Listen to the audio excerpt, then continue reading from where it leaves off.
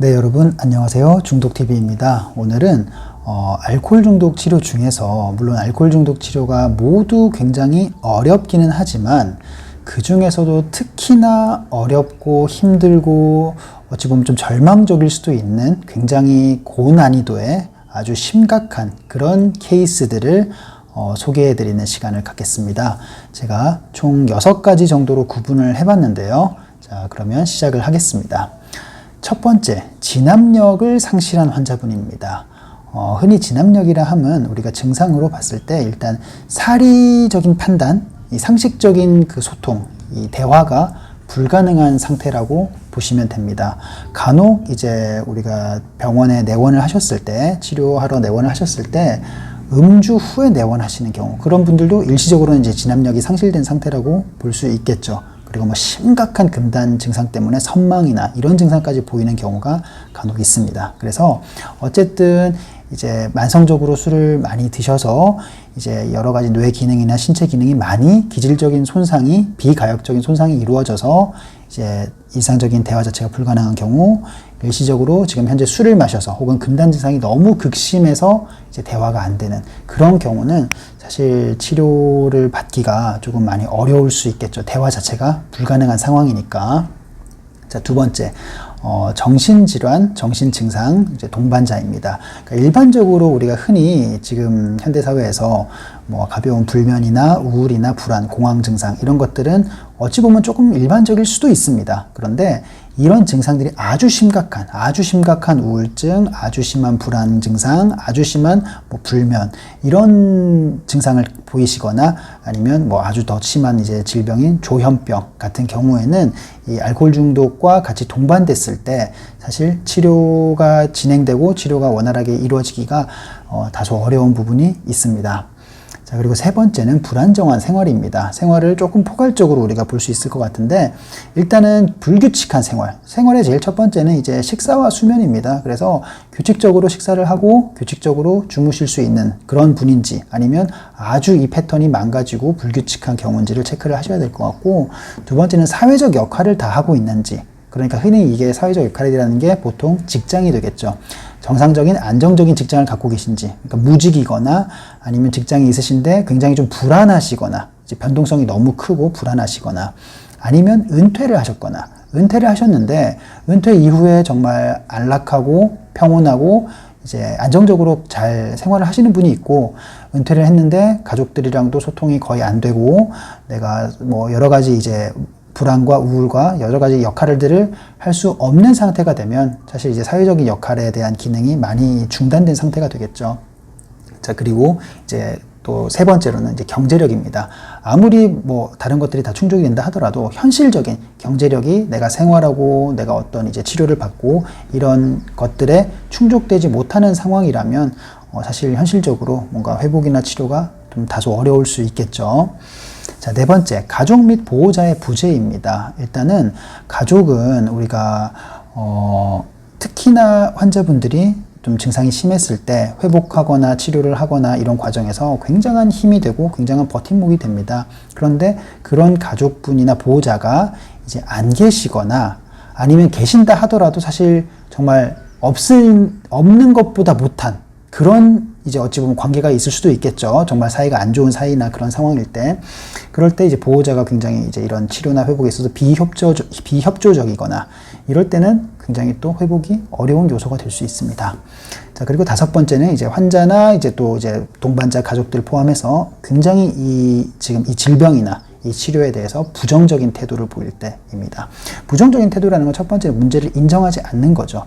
근데 인정하지 않는 거 좋습니다. 인정하지 않는 게 하나의 질병의 특징일 수 있습니다. 그런데 어떤 치료실에서 설명을 듣고 이제 상담사와 치료자와 충분히 소통을 하고 열린 마음을 어느 정도 갖고 있다면 인정을 하지 않아도 설득을 할 수 있고 이해를 할 수 있습니다. 그런데 그런 대화 자체의 시도나 이런 이제 이 허용을 차단한다면 사실 굉장히 이 치료에 있어서 내가 치료에 시작할 동기가 없는 거죠. 내가 문제가 없다고 생각하는데.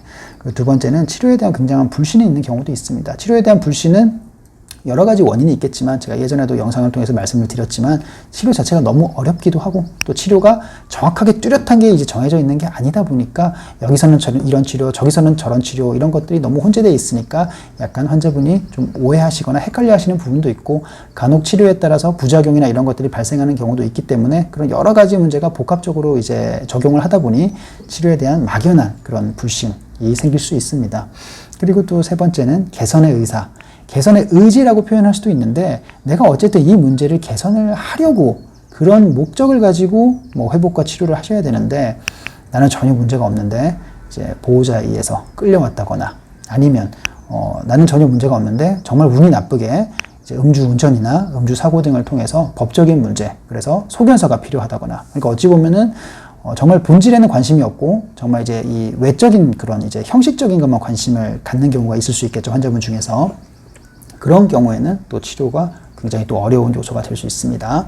자, 마지막 6번째. 음주 후에 아주 심각한 뭔가 문제를 유발하는 경우가 있습니다. 보통은 음주를 해도 그냥 뭐 술을 먹었다, 또 취했다, 또 주변 사람을 스트레스를 줬다, 고생이다 이런 느낌으로 음주 이 에피소드가 이제 흘러가는 경우가 일반적이어야 되는데 음주를 한번 했다 하면 뭐 집을 나가 있다, 음주를 한번 했다 하면 엄청 크게 다쳐 있다, 음주를 크게 한번 했다 하면 뭐 누구랑 싸우고 시비가 붙고 뭐 큰일을 만든다, 경찰서에 가 있다, 또 음주를 크게 한다 하면 남을 다치게 하고 협박하고 굉장히 위협적인 행위를 한다, 또 음주를 하면 절대 안 되는, 예를 들면 뭐 심장에 큰 질환이 있거나 간에 지금 심각한 질환이 있거나 그런 상황인데도 지금 음주를 하고 있다. 이런 경우에는 사실 또 치료나 회복이 이런 상황임에도 불구하고 내가 술을 지금 계속 그렇게 과하게 드신다는 거니까 치료나 회복에 있어서 굉장히 좀 어려운 상태라고 판단할 수 있겠죠.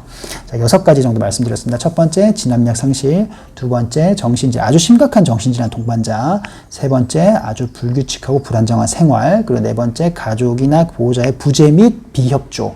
다섯 번째, 굉장히 치료나 회복이나 이 지금 현재 상황에 대해서 부정적이고 막히고 단절된 태도. 여섯 번째는 음주 행위 자체로 인한 결과가 굉장히 위급하고 심각함을 이제 피해를 개인적, 신체적, 가족적, 사회적 그런 이제 피해를 만들 때 그때는 정말 사실 현실적으로 치료나 회복이 많이 어렵습니다. 특히나 통원 치료를 통해서 우리가 자발성을 어느 정도 이제 보장한 치료가 통원 치료인데 그런 통원 치료는 많이 어려울 수 있습니다. 그래서 어찌 보면은 이제 이 경우는 어찌 보면 입원의 적응증일 수도 있습니다. 저희가 이제 예전에 영상에서 말씀드렸지만 꼭 입원을 해야 하는 경우에 해당되는 여러 가지이기도 합니다. 그런데 어쨌든 우리가 입원이라는 게 우리가 이 알코올 중독 치료라는 게 궁극적인 목표가 입원을 해서 그냥 술을 마시지 않고 사회와 격리된 상태에서 생존을 유지해 나가는 게 궁극적인 목표는 아니잖아요. 어쨌든 우리가 치료의 목표는 결국 사회로 복귀해서 내 가정, 내 직장, 내 생활로 회복을 해서 안정적으로 활동해 나가는 게 궁극적인 목표가 될 텐데 이런 분들이 사실 입원을 하셔서 치료를 받아도 사실 원하는 만큼 그 회복과 치료가 되는 경우가 쉽지는 않습니다. 그래서 입원을 흔히 회전문 치료라고 하죠. 입원을 해서 1개월이면 1개월, 3개월이면 3개월, 조금 더 길게 가면 한 6개월, 1년까지도 치료를 받다가 다시 퇴원을 하셔서 정말 잘 회복하시는 경우도 당연히 있겠지만 그렇지 않는 분들은 또 퇴원하시자마자 다시 또 술을 드시는 거예요.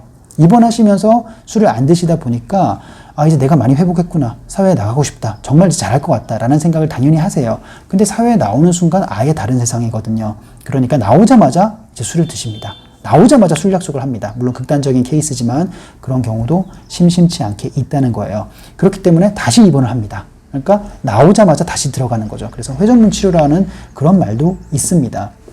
그래서 정말 입원을 하고 퇴원을 하시면 거기에 계신 선생님들, 상담사들 모든 분들이 정말 강조하실 겁니다. 퇴원하고 끝이 아니라 당신은 환자분은 이제 통원 치료를 통해서 꾸준히 이제 관리하고 피드백 하셔야 됩니다.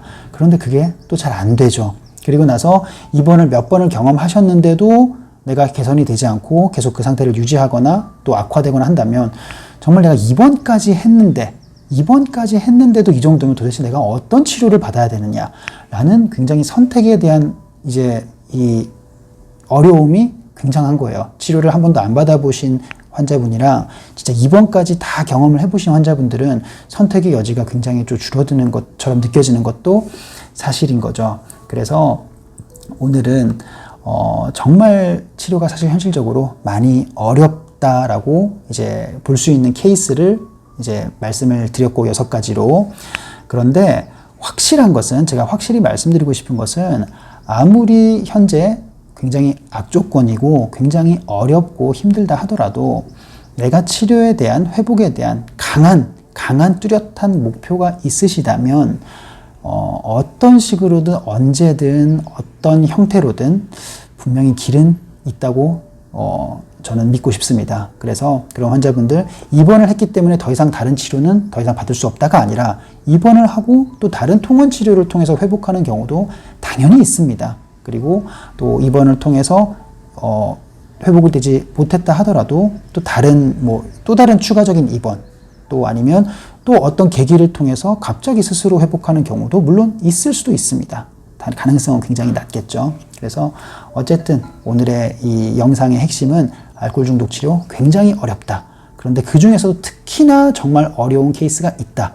그래서 어찌 보면 그런 케이스는 입원을 필수적으로 해야 될 수 있다. 그런데 입원을 했다고 해서 모두가 해결되고 완벽해지는 것은 절대 아니다. 그렇기 때문에 입원 이후에도 정말 관리를 잘 해야 된다. 그리고 입원을 통해서 우리가 충분히 소기의 목적을 달성하지 못했다 하더라도 입원까지 했으니까 모든 치료가 이제 더 받을 수 있는 치료가 없는 것이 아니라 또 입원 이후에도 또 다른 방식의 다른 개념의 치료와 회복의 길은 우리가 의지가 있고 목표가 있다면 분명히 있을 것이다 라는 부분을 말씀드리고 싶습니다. 자, 오늘 영상은 여기까지입니다. 감사합니다.